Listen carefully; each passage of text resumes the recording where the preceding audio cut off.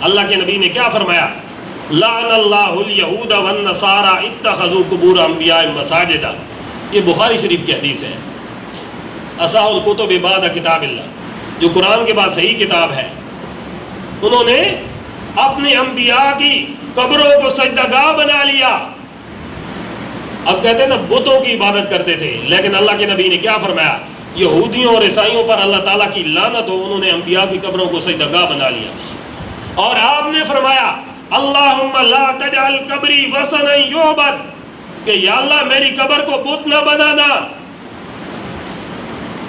کہ میرے اوپر وہی کام شروع ہو جائے قبر پر جیسے لوگوں نے حضرت موسیٰ کی قبر پر شروع کر دیے اور بنی اسرائیل کے پیغمبروں کی قبر پر شروع کر دیے. حضرت علی المرتضی شیر خدا رضی اللہ تعالیٰ عنہ، آپ صلی اللہ علیہ وسلم نے فرمایا علی جو قبریں بالش سے زیادہ ہیں ان کو برابر کر دیا جائے. اللہ تعالیٰ آپ کو لے جائے مکہ کے اندر، مدینہ کے اندر جنت البقیع کا آپ قبرستان دیکھیں، جن میں سیدہ فاطمہ رضی اللہ تعالیٰ عنہ جو خاتون جنت ہے ان کی قبر ہے. سخاوت کے پیکر سیدنا عثمان غنی رضی اللہ تعالیٰ عنہ کی قبر ہے، اور شہدائے احد کی قبریں ہیں. آپ نے دیکھی ہیں قبریں اسی طرح جیسے ہم نے قبریں بنائی ہیں. میرے دوستو یہ میری بات نہیں ہے، یہ کسی عالم کی بات نہیں ہے. اگر میری بات قرآن حدیث کے خلاف ہو باہر دیوار پہ مار دینا، لیکن یہ میرے نبی کا فرمان ہے کہ جو قبریں بالش سے زیادہ ہیں ان کو برابر کر دیا جائے. یہ بڑی بڑی قبریں اور بڑے بڑے جو ہم نے گنبد بنا رکھے ہیں یہ جائز نہیں ہے. آپ صلی اللہ علیہ وسلم کی قبر دیکھو، آپ صلی اللہ علیہ وسلم کی قبر بھی ایک بالشت ہے اور کچی قبر ہے، پکی قبریں بنانا بھی جائز نہیں ہے.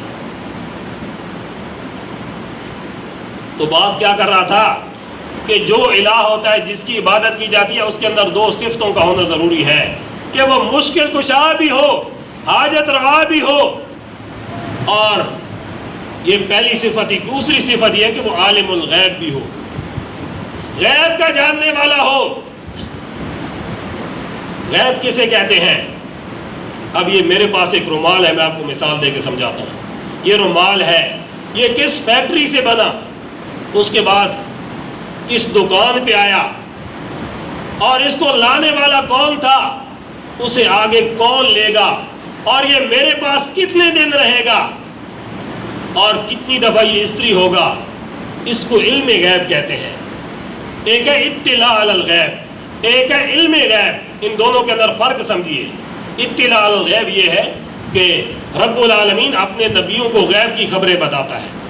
کئی باتیں بتائی ہیں آپ نے غیب کی، رب العالمین نے. آپ قیامت کے بارے میں بتایا کہ قیامت کے قریب یہ ہوگا، قیامت کے قریب جو ہے بھیڑ بکریاں چرانے والے وہ بڑے بڑے محلات بنائیں گے، یہ آپ کو خبریں بتائے گی. اور قیامت کے بارے میں بتایا گا کہ والدین کے نافرمان ہوں گے. لیکن قیامت کا کلی علم کہ کب واقع ہوگی اور کس وقت واقع ہوگی یہ رب کے علاوہ نہ کوئی نبی جانتا ہے اور نہ کوئی ولی جانتا ہے. حضرت جبریل امین جن کا میں نے حدیث کے اندر ابھی ذکر کیا، آپ صلی اللہ علیہ وسلم کے سامنے بیٹھے ہیں، زانوں کے ساتھ زانوں ملا کے بیٹھے ہیں، اور حضرت جبریل امین نے آپ سے پوچھا کہ متی الساعۃ یا رسول اللہ، قیامت کب قائم ہوگی؟ آپ نے فرمایا مل مسئول عنہا بعلم من السائل، کہ جس طرح سوال کرنے والا نہیں جانتا اسی طرح جس سے سوال کیا جا رہا ہے وہ بھی نہیں جانتا.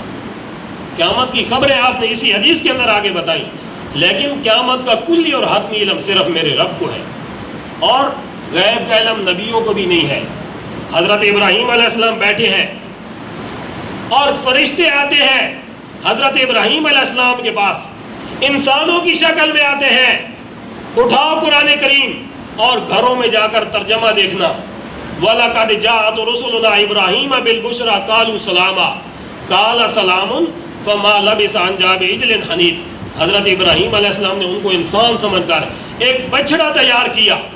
چونکہ اللہ کے نبی تھے اور اللہ کا نبی سب سے بڑا مہمان نواز ہوتا ہے، اللہ کے نبی نے ایک ان کے لیے بچڑا تیار کیا، ان کے سامنے رکھ دیا، لیکن انہوں نے آگے ہاتھ نہیں بڑھایا.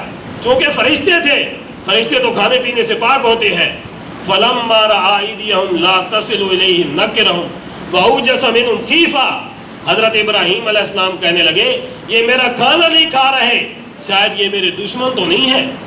اس دور میں یہ ہوا کرتا تھا کہ اگر کوئی آدمی کسی کا نمک کھا لیتا اس کے بعد نمک حرامی نہیں کیا کرتا تھا. لیکن آج کل تو اس کو الٹ ہے. بہرحال حضرت ابراہیم علیہ السلام نے یہ گمان کیا کہ یہ میرے دشمن ہے. فرشتوں نے کہا لا تخف انا ارسلنا الی قوم لوط، ہم تو رب کے فرشتے ہیں جو قوم لوط کی طرف بھیجے گئے ہیں. اگر نبی غیب جانتا ہوتا تو فرشتوں کے لیے بچڑا بنا دیتا. یہ قرآن کی باتیں ہیں، قرآن کا ترجمہ پڑھا کرو. آج لوگ لڑتے رہتے ہیں نا جی کہ مولوی جو ہے مذہب کی باتیں کرتے ہیں، مسلک کی باتیں کرتے ہیں. خدا کی قسم ایسی بات نہیں ہے. ہم نے کبھی مسلک اور مذہب کی بات نہیں کی. آپ مسلمان ہو، آپ قرآن کریم کا ترجمہ غور سے پڑھو، قرآن کا ترجمہ خود پڑھو، انشاءاللہ رب العالمین آپ کا سینہ کھول دے گی. چونکہ یہود و نصارہ جو تھے وہ بڑے شاطر آدمی تھے. انہوں نے مشرکین مکہ کو کہا کہ آپ سے جا کر سوال کرو کہ سکندر ذوالقرنین کون تھا. آپ سے سوال کرو کہ روح کی حقیقت کیا ہے. آپ سے سوال کرو کہ اصحاب کہف کون تھے. انہوں نے آ کر آپ سے سوال کر دیے. 3 سوال کیے. آپ صلی اللہ علیہ وسلم نے فرمایا کل لانا. 17 دن گزر گئے. آپ صلی اللہ علیہ وسلم کہنے لگے کل لانا کل لانا، لیکن اوپر سے وہی آتی تو آپ جواب دیتے. وَمَا يَنْطِقُ عَنِ الْهَوَىٰ، آپ تو وہی کے بغیر بولتے ہی نہیں تھے. 17 دن کے بعد رب العالمین نے قرآن نازل کیا اور کہا وَلَا تَقُولَنَّ لِشَيْءٍ إِنِّي فَاعِلٌ ذَلِكَ غَدًا إِلَّا أَن يَشَاءَ اللَّهُ.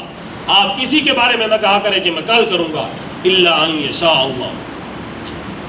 آپ صلی اللہ علیہ وسلم کے پاس کوئی اور چیزیں پوچھنے کے لیے آ گئے لوگ تو آپ نے فرمایا رب العالمین کا اعلان کر دو قُلْ لَا أَقُولُ لَكُمْ عِنْدِي خَزَائِنُ اللَّهِ وَلَا أَعْلَمُ الْغَيْبَ، کہ میرے پاس غیب کے خزانے نہیں ہیں. وَلَا أَعْلَمُ الْغَيْبَ، اور نہ میں غیب جانتا ہوں. وَعِنْدَهُ مَفَاتِحُ الْغَيْبِ لَا يَعْلَمُهَا إِلَّا هُوَ، اسی کے پاس ہیں چابیاں غیب کی، نہ کوئی نبی جانتا ہے نہ کوئی ولی جانتا ہے، إِلَّا هُوَ، مگر رب ہی جانتا ہے. تو کلمے کا معنی کیا ہے؟ لا الہ الا اللہ محمد الرسول اللہ.